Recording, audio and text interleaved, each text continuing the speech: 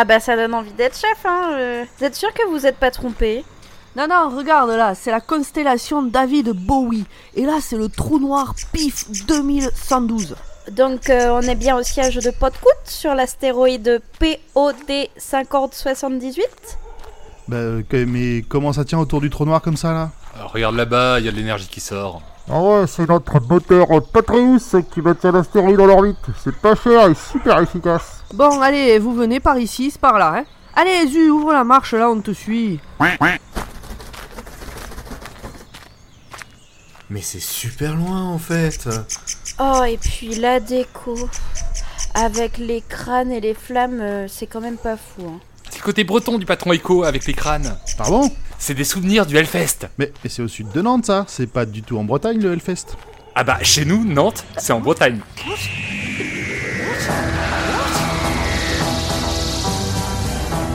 Oh là, avant qu'on parte dans des débats interminables, Audrey, tu nous parlerais pas de l'épisode d'aujourd'hui? Oh, attends, avant de commencer à parler de l'épisode d'aujourd'hui, grand poil, allez, vas-y, fais-toi plaisir. Oui, bonjour, donc on ne parlera pas de la chlorose dans cet épisode, hein, une maladie qui affecte principalement les jeunes femmes, et qui les rend toutes vertes. Merci grand poil. Allez, à toi Audrey, vite. Alors, fiche technique de notre épisode du jour. Alors, cet épisode s'appelle The Impossible Planet, ou La planète du diable, première partie en français. C'est sorti le 3 juin 2006 sur la BBC et le 25 janvier 2007 sur France 4. Le réalisateur est Matt Jones, le scénariste James Strong, et comme d'habitude, on retrouve David Tennant dans le rôle du 10e Docteur. Et on retrouve en tant que compagnon Rose, qui est jouée par Billie Piper, comme d'habitude. Alors, en petit synopsis rapide, sans spoil pour ceux qui n'ont pas encore regardé l'épisode, en gros, nous avons le Docteur et Rose qui atterrissent sur un astéroïde qui gravite autour d'un trou noir. Donc vous imaginez bien que c'est un peu la merde. Les colons présents essayent de comprendre comment c'est possible et, incroyable, ça tourne mal. Merci Audrey. Est-ce qu'on peut déjà revenir sur le titre en français, putain? La planète du diable, première partie. La planète du diable, spoil. C'est ça. Non mais double spoil. La planète du diable, spoil. Première partie, spoil. Non mais sérieux quoi. Ils en parlent rapidement dans l'épisode. Hein. Je veux dire, ils se font chier quand même à faire des scénarios, des machins, et à trouver des titres différents en anglais. Pourquoi chez nous c'est première partie, deuxième partie? Parce qu'on emmerde les Anglais. Ah ouais, putain, j'avais même pas fait gaffe que ça avait. Voilà. Et surtout, ouais, voilà. Donc déjà, The Impossible Planet, quand tu le lis, tu sais pas que c'est un épisode en deux parties. Et en plus, le titre est cohérent avec des choses qui reviennent dans l'épisode. Oui, c'est vrai. Oui, le titre anglais est très bien. Le titre français, il est tout pourri. Je suis sûr que c'est les mêmes qui ont choisi le titre des évadés. Brûlez-les. C'est quoi le titre des évadés? Les évadés, en fait, ça raconte la fin du film. En plus, en se trompant parce qu'il y en a pas plusieurs. Ah. En fait, toute l'histoire. Donc il y a rien qui va dans ce titre. Mais oui. Eh bien, c'était notre full spoil de Les Évadés. Merci Paul. Mais non, mais il y a pas besoin de faire de full spoil. C'est la base de l'histoire, c'est des mecs dans une prison et qu'est-ce qu'ils vont réussir ou pas à sortir. Ah, mais c'est le film avec la moto? Non, pas du tout. Ok. Non, c'est une adaptation de Stephen King de Shawshank. On vous invite à écouter l'épisode à ce sujet du roi Steven. Forcément. Qu'on a fait avec grand poil. Il est très bien. Allez, on avance. Oh. J'en connais une qui va bien aller voir des pâtissiers faire des conneries, alors on va activer. Mais n'importe quoi. Bon bah grand poil, vu que tu veux que ça avance, est-ce que t'as aimé cet épisode? Oui. Moi j'aime beaucoup alors maintenant on a spoilé, hein, j'aime beaucoup ces deux épisodes. Même s'ils me laissent un peu sur ma faim, il y a une petite frustration qu'ils aient pas un peu plus de moyens pour faire les choses mieux. Mais pour moi c'est des très bons épisodes, plein de suspense, de bonne ambiance et qui a quand même d'efforts sur les décors. Donc non vraiment bien. Et on va voir encore une fois, on va voir une Rose qui va prendre un peu les choses en main aussi, qui va pas se laisser faire. Un peu comme d'habitude. Mais surtout dans la deuxième partie, ça. Surtout dans la deuxième partie. Revenez. Mais je pense qu'elle avait vexé la maquilleuse, par contre, juste avant l'épisode. Elle lui a tartiné une couche de fond de teint. Mais pas que de fond de teint, c'est ouf. Elle y allait au rouleau de peinture, quoi, pour les yeux et tout. C'est. Quand elle sourit, ça craque un peu. Oh là là. Et toi, Audrey, qu'as-tu pensé de cet épisode? Alors, j'ai préféré le deuxième. Mais en fait, moi, j'ai du mal avec les épisodes en 2 parties parce que, en fait, j'adore le fait qu'ils introduisent l'épisode en première partie et que l'action se passe dans la deuxième partie. Mais du coup, je trouve que dans la première partie, il y a toujours des moments de lenteur, quoi. Je sais pas si c'est votre cas aussi, mais des fois, je me dis, il aurait mieux fallu faire un épisode plus long que un épisode en 2 parties. Mais j'ai quand même apprécié cet épisode. C'est la première fois que je le vois, j'ai trouvé ça stylé. Avec beaucoup de frustration, mais j'ai trouvé ça stylé. Alors, je vais me permettre de rebondir. C'est intéressant parce que moi, c'est exactement l'inverse. Mais à chaque fois, tu dis ça, c'est pas possible. J'adore les épisodes en 2 parties, mais pour la première partie. C'est pour ça qu'à chaque fois, je dis ça. C'est-à-dire qu'à chaque fois, quand il y a un épisode double, toi, tu préfères la deuxième partie et moi, je préfère la première. Parce que je préfère la première parce que c'est celle qui introduit plein de choses, qui est pleine d'imagination, d'idées, etc. Et en général, la deuxième est vraiment sur des rails, que dans l'action, dans la résolution et au final, oui, il se passe plein de choses, mais c'est très cousu de fil blanc. Alors que dans la première partie, c'est là où il y a le mystère, il y a l'ambiance, le machin, le truc. Notamment dans ce double épisode qui introduit énormément d'éléments qui reviendront pendant plein de saisons. Et je suis d'accord avec toi là-dessus. La deuxième partie, c'est vraiment juste la résolution. Et donc, c'est vraiment sur les rails. Et moi, j'ai adoré cet épisode. Et je me suis aperçu d'une chose, de pourquoi j'aime bien ce basculement qui arrive dans la saison 4, c'est sur la musique. On commence à avoir des thèmes musicaux qui me plaisent dans Dr. Watt, qui après m'ont vraiment accroché à partir dans Doctor Who. Pardon, dans Doctor Who. Et qui bientôt m'ont vraiment dans Dr. Watt accroché. aussi, peut-être. Ah, oui. Si vous êtes compositeur, que vous savez pas quoi faire de vos dimanches, appelez-nous. Et donc, qu'après on retrouve vraiment, enfin, c'est vraiment les thèmes musicaux qui vont s'installer dans la saison 3 à 4 et qui vont être vraiment présents derrière à partir de la saison 5. Quoi. Ok. Il reste Pomme. Oui, alors bon, pourquoi 2 épisodes, j'ai envie de dire. Déjà, c'était beaucoup. Merci, Pomme. En fait, c'est terrible parce que ces 2 épisodes me font chier. Alors en plus, le premier, j'ai dû le revoir pour prendre des notes. Oh! Quoi? Non, vas-y, poursuis. Mais le problème, c'est que je saurais même pas mettre le doigt sur pourquoi ça me gonfle. Ah, mince. c'est juste, je m'ennuie à regarder ces épisodes-là. Mais je pense que c'est ce type d'épisode, c'est-à-dire quand ça se passe vraiment dans un truc très fermé, dans un vaisseau spatial. Ces épisodes-là m'intéressent. Les épisodes type huis clos, un peu? Non, c'est le type huis clos dans un vaisseau spatial. D'accord. Tous mes épisodes préférés. Je pense que... Pareil. Mais oui, mais après, tant mieux. Heureusement qu'on n'a pas les mêmes. Tant mieux parce que nous, c'est pas notre cam. Mais donc voilà, c'est... Je suis déçue par plein de choses. Je pense que l'un des problèmes, en fait, aussi, c'est que ils veulent introduire trop de choses et aborder trop de sujets en même temps. Mais pourtant, pas tant que ça, je trouve. Il n'y a pas tant que ça. On verra peut-être plus au cours de l'épisode, mais il n'y a pas, pour moi, tant que ça de sujets dans ces épisodes-là. On a des nouveaux persos, des nouvelles créatures, mais les sujets, pour moi, sont assez centrés.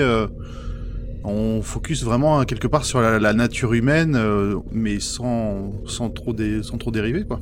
Bah, en tout cas, quand j'ai dû le revoir pour écrire l'épisode, j'ai commencé en français en x1, puis j'ai dit ça va vraiment pas être possible parce que la VF est vraiment à chier sur cet épisode. Je profite du fait d'avoir dit à chier pour passer un petit coucou à mon collègue Hervé qui nous écoute toutes les 2 semaines et qui m'a fait remarquer que quand même on était un peu vulgaire. Oh. Fuck. Même Audrey. Voilà. même Audrey est vulgaire. Alors, et qu'est-ce que vous avez fait de moi, franchement? On a fait ressortir le meilleur en toi. Ouais, il y a plein de... Ouais, la VF donc était nulle. J'ai vu une partie normale, puis je l'ai passée en 1.1, 1.2, 1.3, 1.4, et j'ai fini tout à l'heure en 1.6. J'en avais marre. C'était long, c'était chiant. Ce podcast. Que je que tu quittes ce podcast. Les gens qui regardent des trucs en vitesse multipliée, là, c'est pas possible. Ah non, moi je garde. Alors attention, je l'ai d'abord vu une première fois en vitesse normale, en VO, dans mon canapé. Je l'ai d'abord regardé une première fois au calme, tranquillement, et après je l'ai re-regardé pour prendre des notes. Ok. Merci. On t'accepte encore. Non mais attends, c'est moi qui suis à l'origine de ce podcast et tu me demandes de partir. Ça y est, push. Bon allez, vas-y. Ça va pas. Lance le résumé, c'est parti. Ouais, on va lancer le résumé, je vais essayer d'aller très vite parce qu'il est très long. Parce que t'as écrit gros. Bah parle en 1.6. The Impossible Planet full spoil. Et c'est parti pour cet épisode auquel je n'ai rien compris. Le TARDIS atterrit donc quelque part dans un KGB peut-être, mais le docteur... C'est donc parti pour cet épisode auquel je n'ai pas compris grand-chose. Le TARDIS atterrit donc quelque part, dans un KGB peut-être, mais le docteur trouve qu'il a l'air nauséeux. Le TARDIS, pas le KGB. Ouais. Comme s'il voulait pas être là. Rose suggère de partir vite. C'est logique. À chaque fois que le TARDIS a pas envie d'être quelque part, faut pas y être. Mais non, les deux là, ils éclatent de rire, genre ouais, on va partir, lol, on n'est pas des flaques, on reste. Et à ce moment-là, le rire de Rose en VF est absolument insupportable. Ça m'a donné envie de lui dire mais ferme ta gueule. Est-ce que c'est toujours en VO un petit peu aussi dans le sens où tous les deux ils ont l'air de vraiment exagérer dans le mode. Non, je crois que c'est plus le petit. Ouais, c'est vraiment, on dirait une pintade, c'est horrible, quoi. Bref, ils sortent de leur KGB et puis se baladent un peu. On entend une voix féminine, donc c'est une voix d'ordinateur central, sortant sûrement donc de haut-parleurs, qui commande l'ouverture et la fermeture des portes. C'est Waze. En l'occurrence... C'est Waze. Voilà, c'est ça. À droite. Et là, en l'occurrence, ils sont à la porte 16. Bon. Le docteur pense qu'ils sont dans une sorte de base spatiale ou quelque chose comme ça. Et dehors... Il appelle ça une base sanctuaire. Une base sanctuaire, ouais, voilà. Alors encore un truc que j'ai pas compris. Pourquoi base sanctuaire ? Ouais, pourquoi ? Pour moi, c'est le nom d'une première base qui aménage un lieu pour les autres. Donc c'est un sanctuaire de sécurité, on va dire. C'est juste une métaphore. Et pour le coup, qu'on peut rapprocher de ce qu'on verra dans la suite des épisodes. Oui, je pense aussi. Mais... Ben moi j'ai cru que ça voulait dire que à ce moment-là ils pensaient que c'était un truc abandonné, tu vois, genre un sanctuaire, j'en sais rien. Bah aussi. Bon bref. Donc une base spatiale, donc une base sanctuaire. Et dehors on entend qu'il y a une tempête qui fait rage. Après s'être baladés dans les couloirs, en faisant des remarques pas sympas sur la déco, ils arrivent dans une salle un peu banale, table, chaise, trucs qui traînent. Le docteur fait remarquer à Rose que quelqu'un est en train de forer sous leurs pieds. Ça vibre. À ce moment-là, Rose dit « Welcome to hell », donc bienvenue en enfer. Le docteur trouve qu'elle exagère un petit peu quand même, mais en fait, elle se contente de lire ce qu'il y a écrit sur le mur, en couinant bêtement. J'ai dit ça. Insupportable. Et en fait, je me suis rendu compte donc à ce moment-là très sincèrement que c'est de là que je détestais Rose avant, parce qu'au début je les voyais en VF, la série. Tout le début je l'ai vu en VF. Et je pense vraiment que ça vient de là que je n'aimais pas ce personnage. Vraiment, je supporte pas la voix de la doubleuse. C'est comme ça arrive. Voilà. C'est peut-être quelqu'un de très bien, mais je ne supporte pas sa voix. Alors, finis ce que tu nous as marqué dans ton conducteur. Je pense que c'est important. En VO, elle a l'air moins con. Je suis plutôt d'accord, hein, parce que moi, je regarde tout en VF. Je peux vous dire que je souffre à chaque fois qu'elle ouvre la bouche. Hein. Ouais.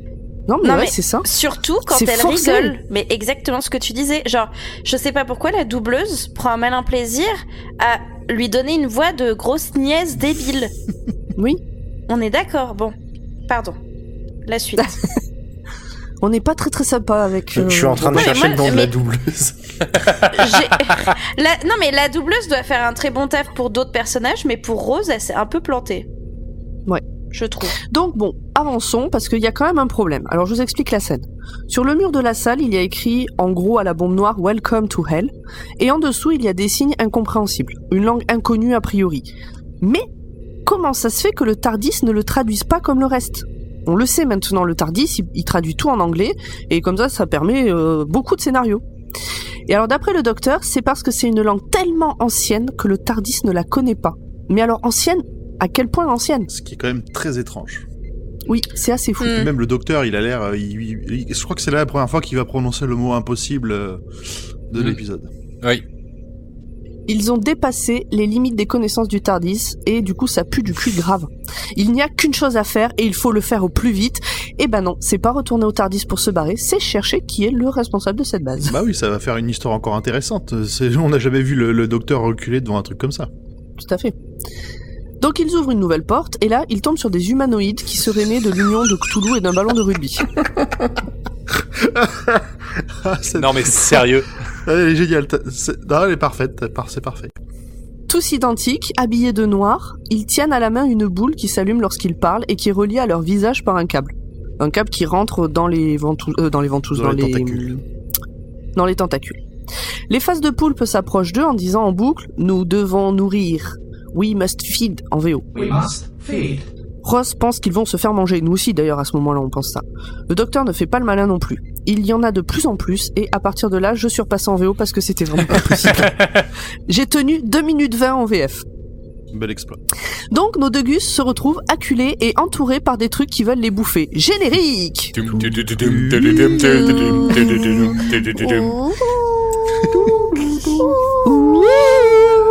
Personne n'est synchro, c'est magique. Ouverture sur un groupe de faces de poulpis. Ils ont l'air calmes. Celui de devant secoue la boule qu'il tient, qui grésille un peu, et dit « If you are hungry ». Donc, si vous avez faim. Donc, we must feed if you are hungry. Donc, nous devons vous nourrir si vous avez faim. En fait, il voulait pas les bouffer, il voulait leur proposer à bouffer. C'est des bons hôtes. C'est des bons hôtes. Le chef des poulpis s'excuse. Il y a un champ électromagnétique qui interfère avec leur système de communication.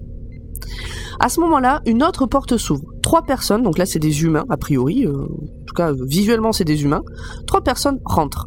Et ils ne s'attendent pas à trouver du monde ici. Ils sont armés, ils ont des plaques d'identification autour du cou, ça doit être des sortes de militaires. Le plus vieux, qui a l'air d'être le chef, contacte son capitaine grâce à son Apple Watch. C'est Jefferson, c'est ça? C'est Jefferson. Mais à ce moment-là, on sait pas, on sait rien. Il n'en revient pas d'avoir trouvé du monde, d'ailleurs le capitaine ne le croit pas, je pense qu'il doit dire à ce moment-là, c'est impossible. C'est le mot de l'épisode. D'où le titre The Impossible Planet. Parce que pendant tout l'épisode, à chaque fois qu'il se passe un truc, il y a quelqu'un pour dire mais c'est impossible. Alors pourquoi c'est pas clair? Pourquoi ce serait impossible qu'il y ait des visiteurs? Pour le chef des militaires, c'est pas clair. Rose ne sait vraiment pas où elle se trouve. C'est clair pour personne, c'est parfait. C'est clair pour personne, c'est ça. Mais ils sont interrompus par une voix dans les haut-parleurs. Un gros tremblement de terre arrive, tout le monde se précipite plus ou moins à l'abri dans la salle de contrôle où sont réunis plein de personnes. Moi, ces moments-là m'ont un poil dérangé dans le mode, c'est un...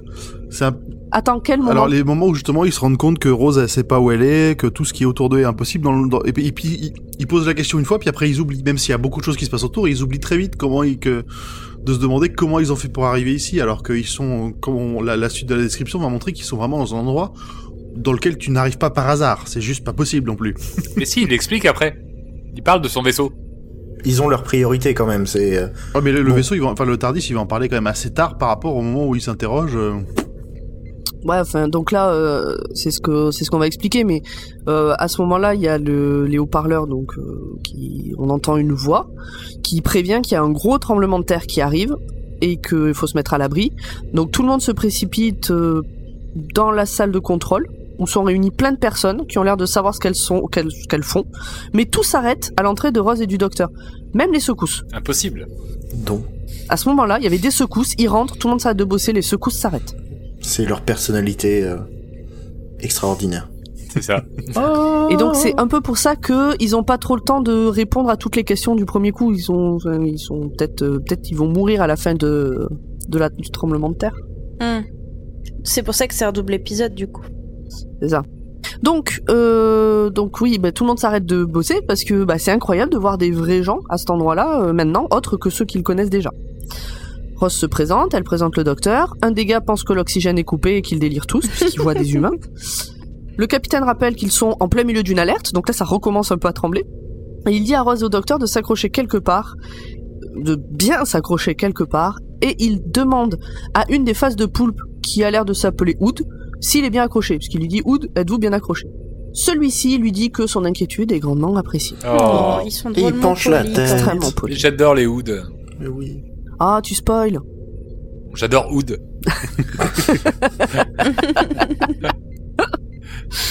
Donc Rose, elle aimerait connaître le nom de la planète. Elle se fait rembarrer par une des meufs présentes. Comment pourrait-elle avoir un nom? Mais, donc la meuf se rend compte que les deux nouveaux venus n'ont vraiment aucune idée de où ils sont. En même temps, il se tue à lui dire. Ils arrêtent pas. Oui. La grosse secousse arrive. Elle a pas l'air si forte que ça au début, mais il y en a une deuxième qui arrive derrière, et alors là, ça déchire tout, il y a des trucs qui prennent feu, tout le monde tombe, c'est la catastrophe. Le capitaine fait appel pour savoir si tout le monde va bien. C'est pratique pour nous, ça nous permet de présenter, de voir les visages et de mettre des noms. Je vous les présente juste un peu après. Une partie de la station a été perdue durant le tremblement de terre, donc c'était un truc un peu costaud quand même. Le capitaine demande à Toby d'aller voir la liaison avec la fusée. Alors Toby, ça le gonfle, c'est pas son taf, le capitaine en a rien à carrer, il y va et puis c'est tout. Alors Toby, il y va. Toby qui sera pour moi le mec qui jouera le plus mal de tous les épisodes. Oui, je sais pas. Ah, il m'a assez d'accord. insupporté. Il m'a insupporté tout du long. Ross se demande s'ils ne sont pas au milieu d'un ouragan, en plus du tremblement de terre. Et donc Scooty, donc une des nanas qui est là, explique que pour avoir un ouragan, il faut une atmosphère et que dehors il n'y a que le vide. Donc c'est pas un ouragan. C'est la merde. Aïda, donc l'autre nana, trouve ouf qu'ils ne sachent vraiment pas où ils sont. C'est impossible. Alors elle va expliquer, elle dit « Introduction ». Elle est Aïda Scott, officier scientifique.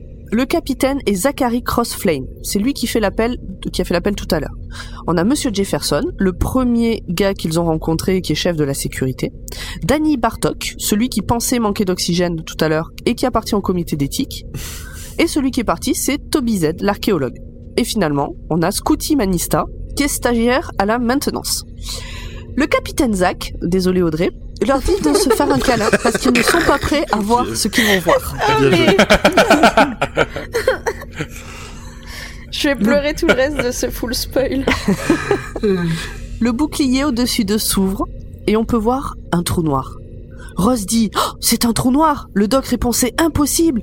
Et la personne avec qui je regardais l'épisode ajoutait « Il a raison, c'est impossible, on ne peut pas voir un trou noir !»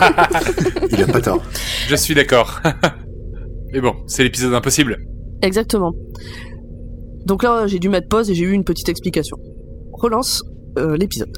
La station spatiale est sur un rocher qui est en orbite géostationnaire perpétuelle autour du trou noir sans être aspiré. Le doc n'arrête pas de dire que c'est impossible. Les autres lui disent « Ah ben pourtant, si, la preuve ». Donc moi j'ai rien compris à ce passage-là, juste c'est pas possible, géostationnaire, perpétuel, je sais pas quoi, voilà, c'est pas possible. C'est juste qu'elle ne bouge pas alors qu'un trou noir aspire tout ce qu'il y a et qu'on va voir des trucs énormes être aspirés. C'est, voilà, cette espèce d'astéroïde est toujours à la même distance du trou noir. Elle ne bouge, il ne varie jamais. Non mais de toute façon c'est un épisode à la physique impossible. Mais c'est impossible. Je vais faire une overdose de ce mot. Donc là on a l'explication de qu'est-ce qu'un trou noir et c'est fort sympathique parce que tout le monde sait pas. Je vous lis les sous-titres. Un trou noir est une étoile morte qui s'effondre sur elle-même, encore et encore et encore, jusqu'à ce que la matière soit si dense et compressée que ça commence à tout aspirer à l'intérieur. Rien dans l'univers ne peut lui échapper, ni la lumière, ni la gravité, ni le temps, tout est attiré à l'intérieur et écrasé. C'est beau. Alors la physique, c'est vraiment pas mon truc. Hein. C'est ce qu'explique le docteur. Pour lui d'ailleurs, ils devraient tous être morts. C'est impossible! Mais pourtant, ils sont là, au-delà des lois de la physique. Alors, à partir de maintenant, je propose un jeu pour la fin de cet épisode. À chaque fois on boit à chaque qu'on fois dit impossible, un shot. Nos auditeurs, vous buvez un shot. Bon, d'accord. Un shot à chaque fois qu'on dit impossible. Et on a un deuxième épisode enregistré après celui-là, hein, je vous rappelle. Ça va bien se passer. Moi, j'ai juste un verre d'eau et je vais me contenter de ça. Pour ajouter une couche au côté dramaturgique, Aïda explique que des systèmes solaires entiers sont en train de se déchirer au-dessus de leur tête, puis tombent dans le trou noir. Nouvelle secousse, vue de l'extérieur de la station avec l'œil de Sauron en fond, enfin le trou noir. Et c'est joli, c'est rapide, on sent qu'ils n'avaient pas beaucoup de thunes pour que ça dure trop longtemps, mais c'est efficace. C'est net, c'est sans bavure, non? Ils ont bien... Oui. Les décors dans cet épisode sont vraiment cool. Oui. Ouais, beaucoup de couloirs. Il y a énormément de couloirs au oui. début, mais ils sont très bien faits ces couloirs. Mais à la limite, c'est pas plus mal qu'ils aient mis moins de thunes dans la déco de la station et plus de thunes dans l'œil de Sauron. Puis il y a un gros budget effets spéciaux. Non, pour moi, le budget, il va dans les décors. Les décors, la station, je trouve ça que c'est vraiment ça, c'est minimaliste. C'est-à-dire qu'il y a peu de lieux différents, mais c'est très bien fait. Ah bah c'est pas le Club Med. Et c'est d'ailleurs Rose. Oui, on y est. C'est d'ailleurs Rose qui a subi la coupe budgétaire puisqu'on lui a retiré le droit d'avoir une maquilleuse.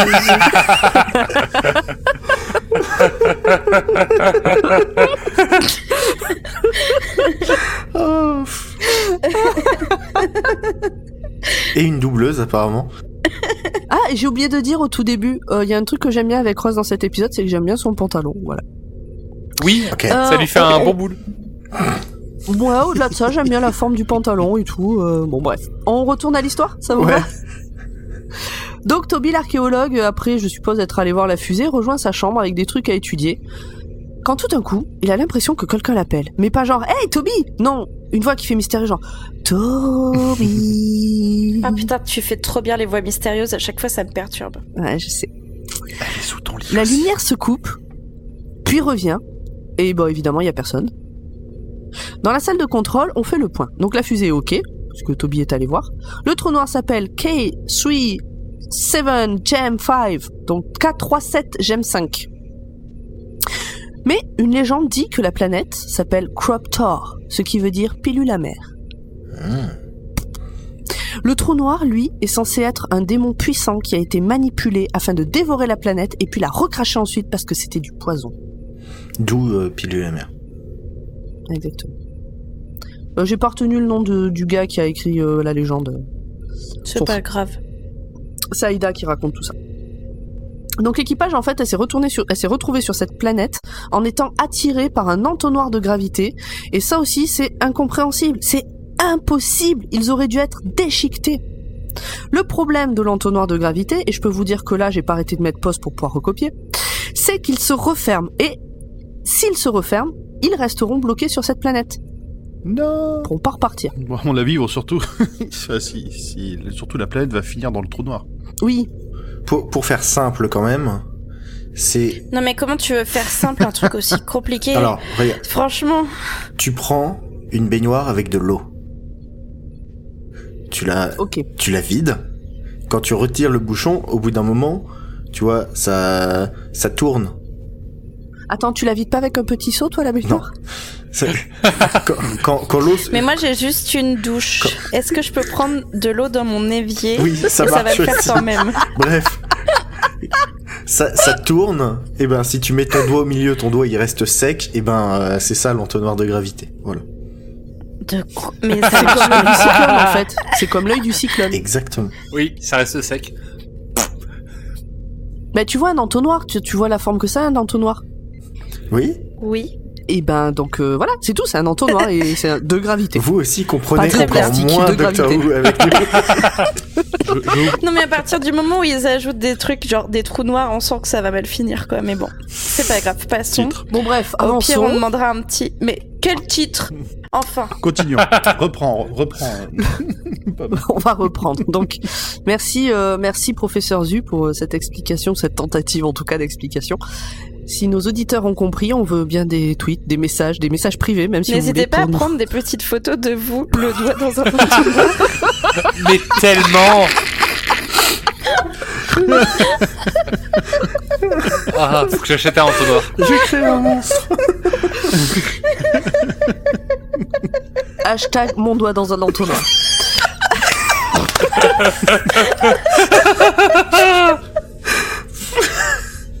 Donc le docteur ne comprend pas, cet entonnoir doit consommer une quantité d'énergie hors norme. C'est impossible. Du coup, il va étudier le truc. Pendant ce temps, Ood, la face de poulpe, ou un de ses semblables, parce que comme ils se ressemblent tous, on n'en sait rien, apporte un rafraîchissement à Rose. Très sympa. Toujours. Elle lui demande quel est son nom. Il répond qu'ils n'ont pas de nom, ils ne forment qu'un. Rose demande alors à Danny, qui lui demande d'où elle sort. Alors on l'a dit depuis le début, pas d'ici. Tout le monde en a un, c'est un Ood. Your kindness in this emergency is much appreciated. Danny, c'est bien le responsable du comité d'éthique, hein, c'est ça? Exactement. Oui. En Oui. fait, c'est le représentant, pas le responsable. Pardon, C'est Ah. comité d'éthique ou l'esclavage et donc Exactement. ouais. Normal. Donc, Danny les trouve pratiques. Ils sont nés pour servir. Ils travaillent partout. Mine, forage, surveillance, entretien, etc. C'est une race d'esclaves, en somme. Rose, ça la choque un peu. Et puis moi aussi, parce que race d'esclaves, j'ai déjà vu ça dans des bouquins. Et c'était pas de la science-fiction. Mais Danny la rassure. Ça leur fait plaisir aux Ood d'être des esclaves. Bah voyons. Ils ne connaissent pas autre chose Bah oui. comme vie, les pauvres. C'est Ah oui. un elfe de maison. Voilà, c'est ça. Rose, quand même, ça lui va pas comme explication. Donc elle demande son avis à Ood. Surtout, ou alors c'est juste après, tu vas le De dire, lui mais faire des chaussettes. t'as Danny qui explique que si jamais on leur donne pas d'ordre, ils dépérissent, quoi. Oui, c'est à ce moment-là. Si on leur donne pas d'ordre, ils dépérissent, etc., ils meurent. Donc elle demande son avis à un Hood. Et ce Hood lui dit qu'ils ont besoin d'avoir des ordres parce qu'ils n'ont rien d'autre dans la vie. Et alors perso, je trouve que c'est pas exactement pareil que ça leur fait plaisir. Il y a quand même un dilemme, quoi. Oui. Ils viennent, ils proposent leur service en disant... Bonjour, et là, on il est vos esclaves. Et il prend un miroir et sur sa face, il y a les écritures de partout et il a les yeux rouges. Non, et tu les laisses dépérir ou... Non, mais attends. Tu t'avances un peu vite dans l'histoire des Hoods, là. À ce moment-là de l'histoire, on n'en sait rien de tout ça. Ah, pardon. On a juste Danny qui dit mais non, mais c'est une race d'esclaves, et le Hood qui dit on n'a rien d'autre dans la vie. Parce que c'est pas le Hood qui dit sinon on dépérit, hein, c'est le mien. Oui, c'est vrai. Bon, et je trouve que on n'a rien d'autre dans la vie, c'est pas pareil que ça nous fait plaisir. C'est vrai. Mais d'ailleurs, Ross, ça lui rappelle son passé. Pas d'esclave, elle était pas esclave, mais de personnes qui n'avaient rien d'autre dans la vie à part faire plaisir aux autres. Et manger des quand frites. elle était call girl. mais ça c'était avant. Non, alors ça c'est une autre série. Il se met à parler très vite pour parler de trucs très intelligents que je ne comprends évidemment pas, donc je vais pas tout faire dans le détail, mais en gros il redit que c'est impossible. Le Captain Zack dit qu'il est d'accord. Ça fait 2 ans qu'ils sont là, c'est impossible. Et pourtant ils sont là. La source d'énergie, donc là on a une explication, la source d'énergie vient du milieu de la planète, à 16 km sous eux. Ça dégage 90 stats sur l'échelle de Blazen. Vous vous rendez compte ? C'est ouf. Ils ne savent pas ce que c'est, mais ça pourrait révolutionner la science moderne et ça pourrait alimenter l'Empire. Le docteur, surtout, lui, y voit plus un début de guerre. Pour Toby, ce qu'il y a sous leurs pieds n'est pas un phénomène naturel. Cette planète a abrité la vie bien avant que la race humaine existe. C'est lui qui a recopié sur le mur le dialecte qu'il a trouvé sur des fragments remontés par le forage, mais il ne peut pas le traduire. Il avait perdu tout son papier quand même. Hein. Il a perdu tout son papier. Il a pris un gros morceau de charbon et il a écrit sur les murs ce con. Oui, j'avoue. On écrit sur les murs à l'encre de... Si on a des archéologues non, qui nous écoutent, est-ce que vous bossez comme ça ? Salement. Est-ce que vous salopez les murs autour de vous ? Mais quelle idée, c'est un truc de film et de série, c'est-à-dire les scientifiques écrivent toujours sur des vitres et les archéologues sur des murs. C'est vrai. C'est vrai. Donc là, le docteur prévient le Captain Zack. Il va lui faire un câlin. Mais je comprends pas pourquoi. Et il lui fait un câlin. L'autre lui dit attention, est-ce que vous voulez bien vous mettre là, que je vous fasse un câlin ? Le Captain Zack dit ouais, ok, d'accord. Et ils se font un câlin. J'aime bien les points câlins. Bah, le consentement, c'est important même pour faire un câlin. Hein. Tu dis que tu sais pas d'où ça vient, mais pour moi c'est et c'est un des trucs qui va revenir dans l'épisode, c'est que c'est justement le moment où le docteur quelque part va montrer son admiration aux humains qui sont venus dans un endroit complètement tordu, juste pour savoir ce qu'il y avait dedans, juste pour pouvoir par curiosité quoi. Et c'est sa manière. Ouais, c'est un peu condescendant du coup. Moi je vois ça, j'y voyais de l'émerveillement du docteur pour la race humaine, ce qui va rappeler d'ailleurs au cours de l'épisode. Et de tout Doctor Who en fait. Oui c'est ça. C'est hey toi humain random, je te kiffe. Hey. Donc le docteur leur dit qu'ils sont fous et qu'il faut se barrer très vite. Moi c'est ce que je dis depuis le début. Hein.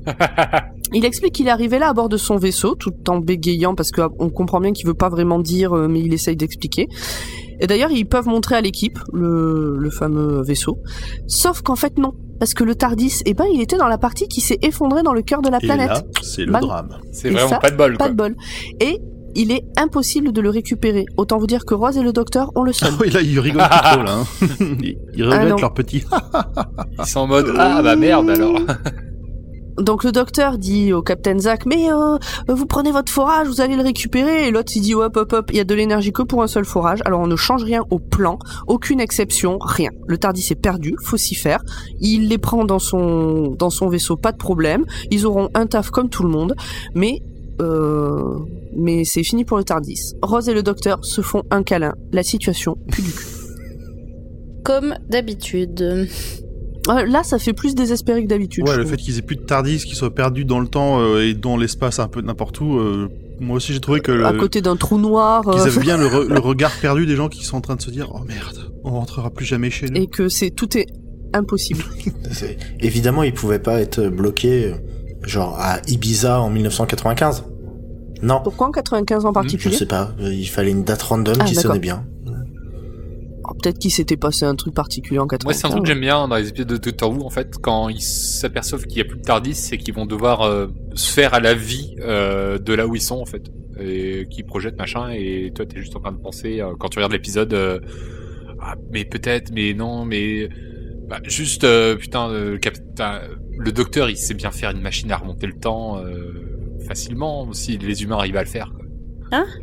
Enfin voilà, c'est le genre de questionnement quand ça arrive, ce genre de truc où ils ont plus le TARDIS et il y a d'autres solutions en fait. Oui, mais pas avec que des cailloux. Non, là où ils sont, très clairement, non, c'est la merde, donc bon. Mais bon, de retour sur Terre, Voilà. il mettra peut-être 2-3 ans, mais pourquoi pas. Voilà la nuit. Les Ouds de jour vont dormir, les Ouds de nuit se réveillent, et tout cela au son du boléro de Ravel, parce que, pourquoi Parce qu'ils avaient les droits. C'est peut-être ça. Moi, je me suis dit que c'était peut-être un moyen de nous montrer que certains morceaux traversent le temps et l'espace. Et les droits. C'est vrai, c'est joli. Et des droits. De toute façon, le boléro de Ravel, il y a un peu plus de 70 ans que ça existe, donc je pense pas qu'il y ait des droits à payer pour l'utiliser. C'est non, le c'est droit beau quand même. La vie reprend son train-train. Scooty sort de la station pour reboulonner un truc. Les Ouds travaillent. Danny du comité éthique pro-esclavage fait l'appel des Ouds qui portent des matricules, puisque c'est Gamma 1A, Gamma 2B, machin. Et Toby l'archéologue étudie des bouts de cailloux avec des trucs écrits dessus. Mais, encore une fois, il entend qu'on l'appelle. C'est la voix qui fait peur. Toby! Quelqu'un qui dit qu'il le voit. Je te vois. Toby pense à un canular. C'est pas celui-là. Ah non, c'est pas le même épisode. Ah non, c'est avec le Captain Jack. Là, c'est le Captain Zack. C'est pas pareil. Oh. C'est une contrefaçon. Ouais, sacrée contrefaçon.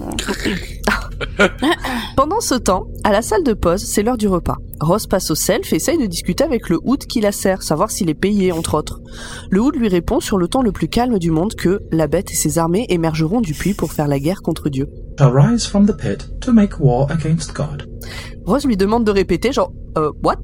Mais c'est visible. Et je crois que ses yeux sont devenus rouges aussi à ce moment-là. Ah, j'ai pas fait gaffe à ça. Pas sûr.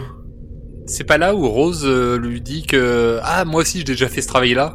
Si, justement, elle essaie d'amener la conversation sur un point commun. Voilà. C'est très intelligent de sa part.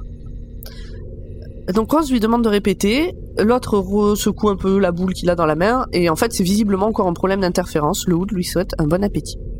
Dans la salle de contrôle, Captain Zack suit l'avancée du forage. Il a devant lui un hologramme de la tête de forage. Il se lève pour prendre un café, et au moment où il tourne le dos à l'hologramme, on voit une chose ressemblant comme à s'y méprendre à une incarnation du diable. Un truc qui a l'air mastoc, pas gentil, rouge et qui a d'énormes cornes. And you will worship him. Le diable. Quand Zack se retourne, il n'y a que la tête de forage, mais la musique d'ambiance montre que la tension est palpable. C'est dommage que les personnages l'entendent pas. Oui, mais pour nous, ça nous... Tu vois, au cas où on croit que... En fait, pour moi, la musique d'ambiance à ce moment-là montre aussi que tous, ils sentent qu'il y a un truc. Parce qu'il le voit pas, Zack, le diable. Mais tu vois son visage que quand même il est pas zen, et pour moi cette musique qui est là un peu constante, ça montre que tout le monde sent qu'il y a un truc mais sans pouvoir dire quoi. Alors je suis pas sûr que l'atmosphère a changé. À ce moment-là, ouais, l'atmosphère elle a changé, mais pour moi c'est surtout aussi que tout commence à trembler, ils ont perdu un morceau de la station, et à part Toby, les autres ils se rendent pas forcément compte qu'il y a une différence, juste que la situation elle est un peu plus désespérée, mais pour moi pas encore en rapport avec des événements extérieurs. Moi je trouve ça presque dommage comme teaser, enfin... Tu vois, à la limite, le Oud avec le syndrome Gilles de la Tourette, là, c'était assez stressant, etc. Il y avait pas besoin d'en rajouter et de nous spoiler le fait de savoir si, oui ou non, il y avait une bestiole. Alors, moi, ça fait partie, pour moi, des grosses erreurs. C'est de montrer la bête. J'ai vraiment... Pour moi, ça... Déjà, j'étais pas à fond dans l'épisode, mais alors là... Mon imaginaire, tout ça, le peu qu'il y avait, il est tombé. J'ai même plus à réfléchir à rien. Je laisse péter. Je suis d'accord. Pour moi, c'est dommage. C'était mieux... le moment où j'essayais d'imaginer le truc. Surtout que ça nous montre un diable comme on le connaît, enfin dans l'imagerie. Oui, mais bon, ça à la limite religieux, quoi. Avant, enfin, religieux, ça on en reparlera. Bref, focus sur Danny. Donc Danny du comité éthique. Il est en train d'ouvrir une porte. La voix dit fermeture de la porte 3. Puis il est réveillé. Danny demande de répéter fermeture de la porte 3. Même les portes ont le syndrome. Une interférence, sûrement. Toby est à nouveau à son bureau. Il étudie un truc quand la voix lui dit de ne pas se retourner. Qu'il s'approche. Qu'il ne doit pas se retourner. Qu'il s'approche. je pense que j'ai fait un copier-coller de la phrase, qu'il va le toucher. Non, mais parce qu'il lui dit plusieurs fois, je m'approche, ne te retourne pas, machin, qu'il va le toucher. Il dit quand même que s'il se retourne, il va mourir. Ouais, exactement. C'est Orphée Eurydice, quoi. C'est totalement orphéiste. Quoi ? Ou orphéen. Orphéiste ? En fait, dans la mythologie grecque, t'as le mythe de Orphée et Eurydice, et en gros, c'est Eurydice qui est morte. Alors le mythe, c'est... Bah, si tu l'avais préparé, fais-le, parce que moi, je l'ai pas préparé, j'ai juste dit ça en mode oh YOLO. Mais En fait, dans la mythologie grecque, il y a le mythe d'Orphée qui est que Orphée et Eurydice se sont mariés. Eurydice s'est fait mordre par un serpent et du coup aller aux enfers. Et Orphée va descendre aux enfers et charmer Cerbère et Hadès pour récupérer Eurydice. Et Hadès dit à Orphée, ok, c'est cool, partez, mais par contre, tu te retournes pas avant d'être sorti des enfers. Et comme juste avant d'arriver à la sortie des enfers... Sinon tu la paieras jamais. Ouais, c'est ça, genre tu faisais 3 pas, quoi. En plus, c'est juste avant d'arriver à la sortie, tu vois. C'est ça, quoi. Et donc du coup, Orphée s'inquiète de pas entendre Eurydice derrière lui et se retourne. Et Hadès récupère Eurydice et Orphée est très triste. Et en fait, le pire, c'est que Orphée reste en vie et Eurydice est coincée dans les abîmes de l'enfer. Putain, tu viens de spoiler la mythologie grecque, là. Voilà. Mais il y a un rapport avec l'enfer. Ah non, Audrey. Bah oui, l'enfer dans la mythologie grecque, c'est pas l'enfer comme c'est là. Tout est lié. C'est le lieu des morts, c'est pas l'enfer versus le paradis. Dans la mythologie grecque, c'est le tartare. Bah non, mais c'est quand même... Ça. Et là, c'est en solo dans l'épisode, en fait. C'est si tu te retournes toi, tu vas mourir toi. Exactement. Donc la voix lui dit ça, lui susurre ça presque, et lui dit je vais te toucher. Et là Toby se retourne parce que bon il va pas bien, hein, Toby, pendant tout ce moment-là, parce qu'il a envie de se retourner mais il se retourne pas. Mais bon, il sait pas ce qu'il a derrière lui. Bon voilà, qu'est-ce qu'il fait, quel est le choix? Il se retourne. On sent qu'il se retourne plus par réflexe que par réel choix. Et ben y a rien. Surprise. Bon. Sauf que quand il revient aux 2 bouts de cailloux là qu'il tient, et ben toutes les écritures qu'il y avait dessus ont disparu. Et ça c'est impossible. Donc il sent un truc, il enlève ses gants et à l'intérieur de ses mains, il y a les écritures.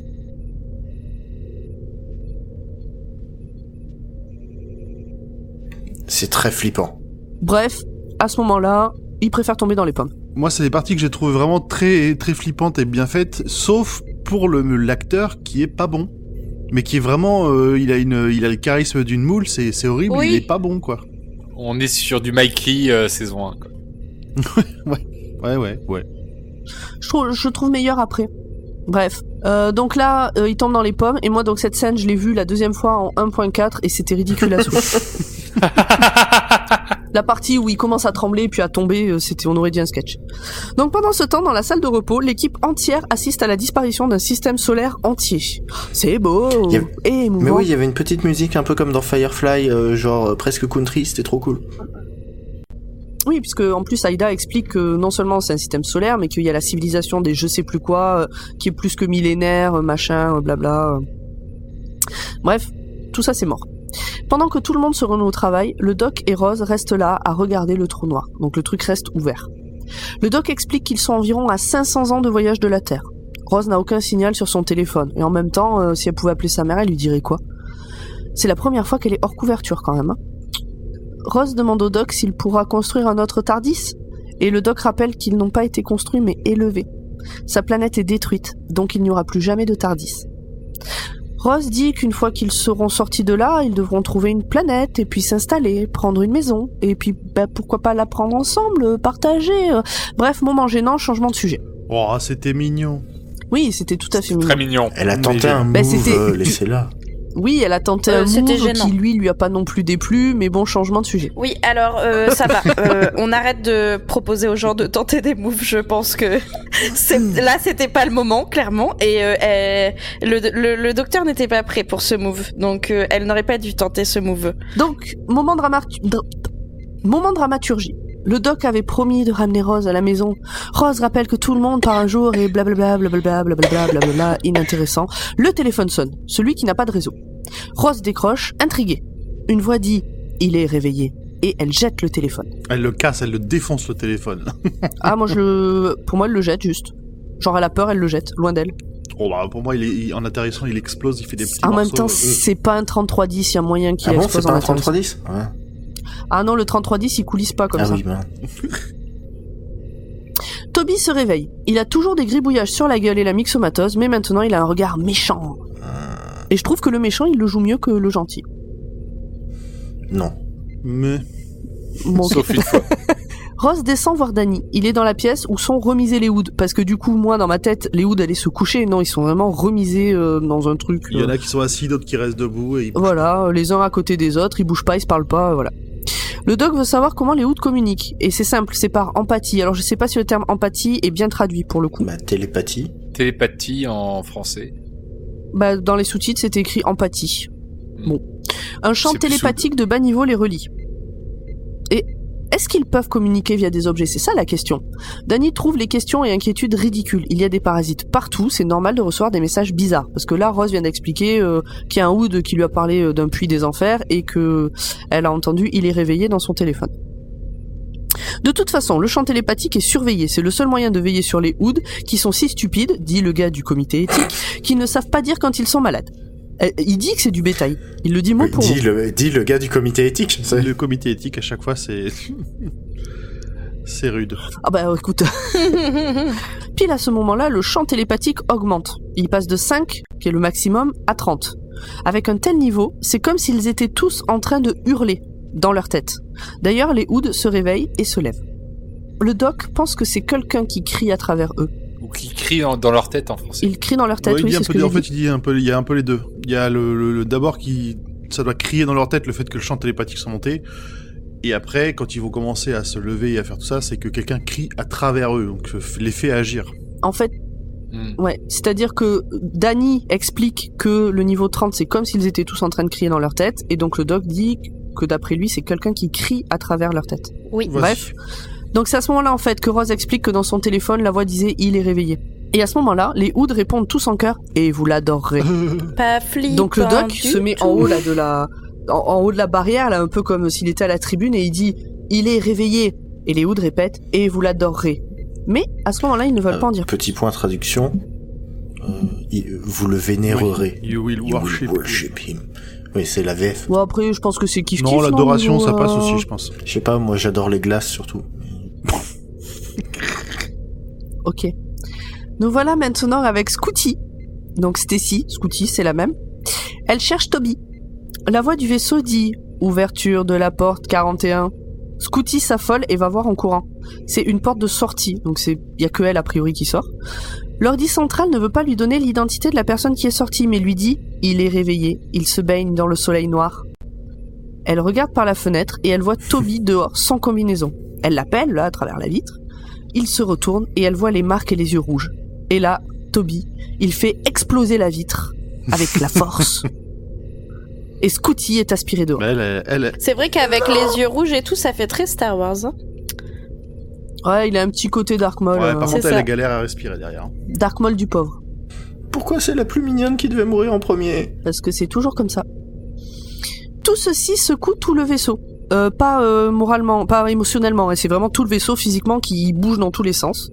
Tout le monde est en panique et se réfugie dans la salle de contrôle. Il manque Scooty à l'appel. Bon, nous on sait pourquoi, mais eux non. Même Toby est là, complètement sonné, avec un visage normal. D'ailleurs, à peine un peu plus tard, il dit j'étais en train d'étudier mes trucs et puis tout d'un coup ma chambre était en train de s'effondrer, je sais pas ce qui s'est passé. Scooty ne répond pas. Mais pourtant, son beeper dit qu'elle est toujours en vie, mais elle répond pas. Et puis là, il est temps d'arrêter de la chercher. On voit son corps passer par la fenêtre qui montre le trou noir et s'éloigner. Du coup, aspiré par le trou noir. Elle avait 20 ans. Et tout le monde est deg. Oui. Bah ouais, mais bon, on a l'habitude. Ok.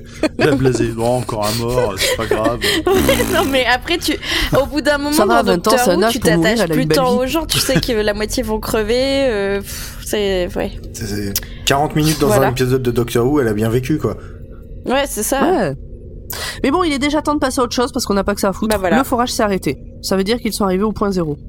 Aïda et le docteur descendent les 16 km de trou pour voir ce qu'il y a au centre de cette planète. Alors ils descendent en ascenseur. Et avec un super scaphandre. Exactement. Oui. Rose et le doc se disent au revoir en faisant des petites blagues, machin, et Rose embrasse le scaphandre. Ouh là là! Et elle n'a pas laissé de traces de maquillage sur le scaphandre. Ouais, c'est waterproof. Ça aurait été, t'imagines le truc chiant. Oh bah non, pas au milieu de la gueule, oh putain. Et quand j'y suis, ça éteint en plus. T'es chiant, tu fais ça chaque fois! Allez, on met un petit coup de raclette. À la demande du Captain Zack, Danny confine les Hoods et leur interdit de bouger. Aucun ordre autre que les siens doivent être pris en compte. Il le répète plusieurs fois avec aucune conviction, mais il le répète Et aucun plusieurs fois. charisme. Et oui, mais ça lui va, pour le coup, par contre, ça lui va bien à lui de pas avoir de charisme. C'est cohérent avec le personnage. Je le trouvais plutôt bien. Ah oui, bah, on connaît ton avis sur l'esclavage. C'est pas vrai, c'était une blague. Bon, bah, adieu. Au revoir. L'ascenseur descend. Les Hoods se lèvent. L'ascenseur arrive à Il destination. descend vachement vite quand même. Lumière magique. Oui. Mais bon, physique magique. impossible, toujours. C'est impossible, mais ils y arrivent. Lumière magique, on peut voir la grotte dans laquelle sont Aïda et le doc, et c'est beautiful. Et Toby avait raison, il y a bien eu une civilisation. On voit comme l'entrée d'un temple avec d'immenses statues. C'est magnifique. Des personnages qui ont l'air quand même assez effrayants. Et le tout très grand. C'est un petit côté égyptien. C'est pas totalement lumière magique. C'est quand même une des technologies que j'aime bien dans cet épisode. C'est le Gravity Globe. Ça, c'est un truc que j'aimerais bien l'avoir en vrai.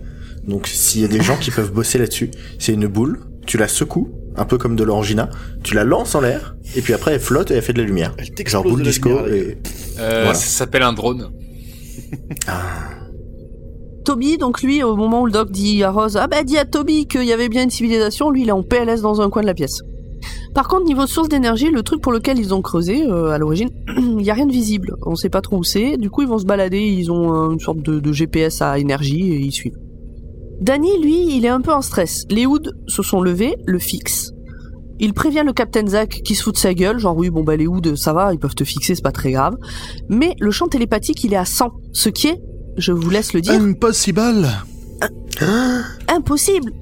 Comme le reste, comme le titre. Mais le max, c'était pas 5. On le rappelle. On se croirait dans un épisode de Dragon Ball, c'est pas possible. Les Hoods devraient être morts avec un score pareil. Jefferson envoie un garde surveiller les Hoods et pas d'inquiétude avec le fait de tirer à l'intérieur, c'est des balles spéciales qui n'ont d'impact que sur les Je organismes. trouve ça formidable. J'étais étonné que Rose pose la question. Formidable, j'aurais pas dit ça, moi. Hein. Bon, c'est pratique. Pratique, pas formidable, c'est quand même des trucs... Non, mais... Ah oui, tu peux buter qui tu veux, mais ça n'abîmera pas tes petits murs. Non, mais dans le sens Non, impossible. c'est pas... Mais non. Dans une station dans C'est pas l'espace, pour c'est ça, quand Audrey. même super pratique comme technologie. Alors, il y a ça, et il y a le fait que sur les murs, je suppose que les balles peuvent ricocher et tuer pas la personne prévue, justement. Et puis percer aussi. Ça ne touche que les choses organiques. Oui. Donc tu tires sur un mur, non, ça ne va pas le toucher. Et ça va faire quoi? Ça va s'arrêter avant et tomber? Je ne sais pas. Ça va faire grève. Pomme, Ça va ta exercer gueule, son c'est droit de magique. retraite. Aïda et le doc ont trouvé une immense bouche d'égout avec des écritures. La source d'énergie a l'air d'être dessous. Mais il y a rien pour ouvrir le bordel. À la surface, Toby est repris de crise d'urticaire. Il a des trucs noirs partout et il a de nouveau les yeux rouges. Il parle avec une voix de méchant et il explique que sur la plaque d'égout, ce sont les mots de la bête. Il est réveillé. Il est le cœur qui bat dans l'obscurité. Il est le sang qui ne cesse jamais. Et maintenant, il va ressusciter. Qu'est-ce que tu le fais bien. Alors Jefferson, lui, il est colère. Et il veut tuer Toby. S'il se calme pas. Toby, tu te calmes. Le doc essaye d'en savoir plus. Parce que lui, il est en bas, il entend ce qui se passe, il crie, mais qu'est-ce qui se passe? Captain Zack, lui, il a perdu le contact avec tout le monde. Il est tout seul dans sa salle de contrôle. Il sait pas ce qui se passe, d'ailleurs, il s'énerve. Que personne veut faire de rapport! Toby le méchant parle à Jefferson de sa femme. Il lui demande si elle lui a pardonné avant de mourir, puis il lui dit que non, elle ne l'a pas fait. Là, il y a un gros plan sur Jefferson et en fait, il a des yeux d'un bleu de ouf. Je sais pas si vous avez fait gaffe, mais c'est un bleu assez foncé. C'est fou, cette couleur. Mais ça reste très flippant quand même. Toby? Oui. Le contraste entre le rouge d'un côté et le bleu de ouf. Ah là là. Voilà. Ils aiment bien les images dans Doctor Who. Jefferson, ça le vénère. Il dit qu'il va tirer. Toby ouvre grand la bouche. J'ai pas compris pourquoi. Et les écritures, parce que j'ai cru qu'un truc allait sortir de sa bouche, du coup, mais non. Les écritures qu'il a sur lui partent sur les Hoods. Et maintenant, tous les Hoods sont vraiment méchants. Ils font pas juste peur à te fixer, ils sont vraiment méchants. Et c'est là qu'ils ont tous les yeux rouges. Donc signe que c'est vraiment la mouise. Donc toi, tu t'avais remarqué, Grand Poil, qu'il les avait avant de temps en temps. Oui. Par intermittence. Pour moi, enfin, il faudrait que je rejette un coup d'œil, mais pour moi, à chaque fois qu'il faisait une phrase du type il parlait de la bête, les yeux étaient rouges. Oui, pour moi aussi. Mais en fait, je l'avais noté comme ça plus haut, et je l'ai pas dit parce que j'ai eu un doute. Toby tombe dans les vapes. Et lui, c'est bon, il a plus les trucs sur lui. Et les Hoods disent qu'ils sont la Légion de la Bête. Au centre de la planète, le docteur commence à s'énerver. Il s'inquiète, il remonte. Zach s'énerve aussi. Personne ne veut lui répondre et faire un rapport. Le pauvre. Mais c'est moi le chef. La musique à ce moment-là est vachement efficace en termes de montée de stress. Personne n'est content, tout le monde s'énerve, les Hoods sont légion. Voilà. Les Hoods continuent. La Légion peut être nombreuse et la Légion peut être peu. Là, on a une succession de noms de comment la bête est appelée à travers les âges, Abaddon, Croptor, Satan, Roi du désespoir, etc.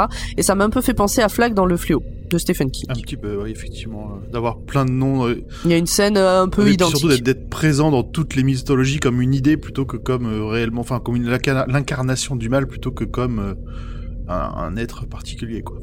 Oui, c'est ça. Dans le vaisseau, c'est la panique. Tout le monde essaye d'échapper au Hood et en bas, la plaque d'égout s'ouvre. Et au moment où elle s'ouvre, ça fait tout trembler. Mais surtout, le champ de gravité est perdu. La planète va être aspirée par le trou noir.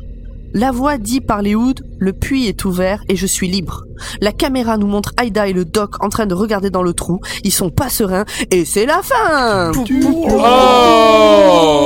Oh Non, quoi ? très bien. Très bon. Ah, j'ai cru que le cri de Nymph voulait dire que j'avais oublié des trucs genre wap wap wap wap wap.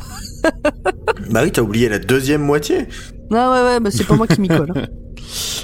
Eh ben merci pour ce résumé, voilà. Pomme. Est-ce que vous avez d'autres Qui était choses long, hein, par rapport à bah il y a d'habitude, quand je même suis pas mal de désolée. choses à dire pour mettre en place. À mon avis, le prochain épisode, on devrait aller plus vite. On va faire comme le docteur, on va cavaler. Voilà, on a mis plein de choses en place dans cet épisode, et puis le prochain, on sera sur des rails. C'est ça. Ouais. Donc, est-ce que vous avez encore des choses à rajouter ou on passe aux détails que vous avez ratés? Bah non, on les a pas ratés, justement. Les détails que vous avez probablement ratés, c'est la première fois que vous voyez cet épisode, mais pas nous. Et c'est Zuenam qui s'y colle. Ok. Allez. Eh ben, on va parler des Hoods, au hasard, parce que, bon, c'est des humanoïdes télépathes, avec des tentacules, une longue durée de vie, voilà. C'est un peu difficile de parler de la partie la plus intéressante de leur anatomie, c'est-à-dire leur double cerveau, sans trop spoiler, mais ce dont on peut parler, c'est de leur esprit de ruche, parce que c'est un truc qui est assez fréquent dans Doctor Who. Il y avait les Cybermen, quand on avait un, ça s'appelle la Cyberiade.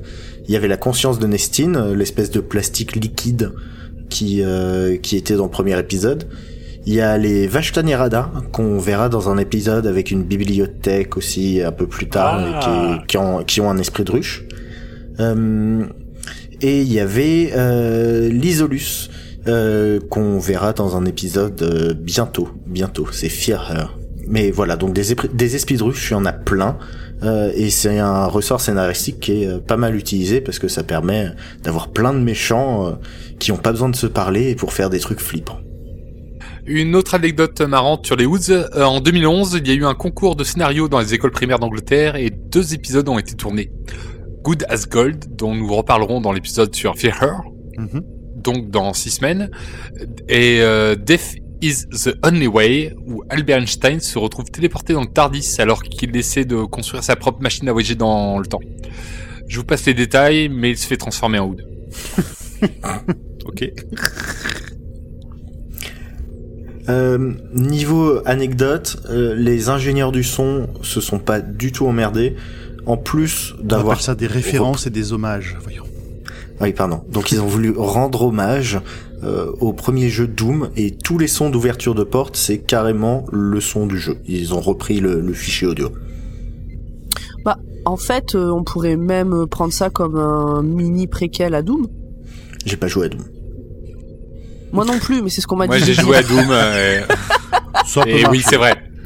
Ça peut marcher. Pomme, elle triche. La personne avec qui j'ai regardé l'épisode m'a dit mais en fait ça pourrait être un préquel de Doom. J'ai dit bon je le dirai.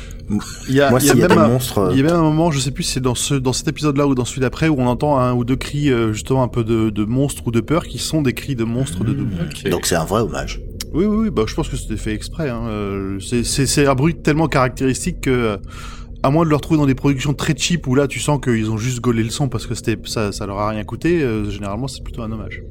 Puis c'est bien qu'ils aient pas fait de vue la première personne dans cet épisode. En tout cas, c'est le premier épisode où l'on voit de ces combinaisons spatiales oranges qui reviendront à de nombreuses occasions dans la série. Très stylé. Très stylé, ouais. Oui, en fait, ils en avaient acheté 2 pour l'épisode. Et j'ai vérifié parce que je me suis posé la question, on les voit pas dans The Library. Tout est une question de budget. Avant l'arrivée dans la production des Hoods, il s'était dit que ça serait bien comme Alien d'en fait utiliser les Slizin justement pour réutiliser les costumes. Mais Russell T. Davies s'est dit que si on mettait des Slizin en tant qu'esclaves, etc., il risquait de trop prendre le pas sur l'épisode, d'être un peu trop présent, trop charismatique, ou de détourner un peu le sujet de l'épisode. Et donc ils ont décidé justement de créer des nouveaux aliens et des nouveaux costumes à partir de rien. Et Pomme en parlait dans l'intro, mais la constellation de David Bowie existe vraiment. En fait, une semaine après la mort de David Bowie, des astronomes belges ont baptisé une série de 7 étoiles en forme d'éclair au nom du rocker britannique. On fait même des infos en plus sur nos... Oh là là, ça devient trop méta, cette histoire. Eh ben, merci à tous les deux. On a fini pour ce tour-ci. On a fini cet épisode. Merci. Ouais. Audrey, le mot de la fin ? Alors, saviez-vous, chers auditeurs, que nous avons un Patreon ? Je ne veux surtout pas vous forcer à nous donner de l'argent, mais sachez que notre contenu s'en verra grandement amélioré. Vous pourrez retrouver... Elle peut venir vous casser les rotules si vous donnez pas assez. Si vous donnez à notre Patreon, sachez que de grandes choses vous attendent à partir du mois de janvier. C'est encore en discussion, alors je vous tease, mais en vrai, je n'ai pas plus d'informations que cela à vous donner pour le moment. Mais je suis certaine que ma voix charmante et ce petit teasing vous donnera envie de nous donner quelques pépettes de manière ponctuelle ou récurrente. Et n'hésitez pas à nous contacter si vous voulez en savoir plus. Sachez que vous pouvez même, comme Poki la dernière fois, avoir un petit hommage au milieu d'un de nos épisodes, si vous donnez assez. Voilà. Bisous. Donner à Podcut permet de faire revenir l'être aimé. Ok, eh ben, allez-y. Je vous laisse conclure. Du coup, Audrey. Oui. Il y a un message de... Non, vous pouvez tous dites tous au revoir et puis tout va bien. Allô. Ok. Eh bien, bye bye. À bientôt. Salut. Salut. Bye bye, au revoir. Merci à tous et à la prochaine.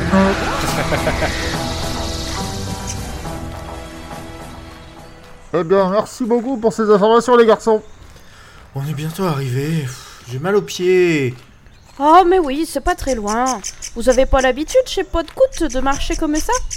Bah non, nos locaux, ils sont plus concentrés et puis pour monter, il y a un ascenseur quoi. Tu peux bien prendre l'escalier. À l'Olympiade femelle, elles prennent jamais l'ascenseur. Ouais, mais le sport, c'est leur truc. Regardez là-bas, c'est les bureaux des tontons Action. Mais c'est beaucoup plus bruyant que dans les locaux de Parents Blabla. C'est quoi leur concept ? C'est des tontons qui parlent des films d'action. Ah, oui, en effet, c'est différent. Regardez, il y a Zu Chelou qui nous attend. Eh ben, c'est pas tant qu'il nous attend, c'est surtout qu'il est bloqué. Le palmé. Ah bah oui, tu peux pas ouvrir la porte avec tes petites ailes ? Oh là là, vous êtes vraiment pas cool, c'est super chiant d'être garou, vous savez. On contrôle rien, et puis... Bon plutôt que de débattre sur la condition du canard, aidez-moi à pousser là.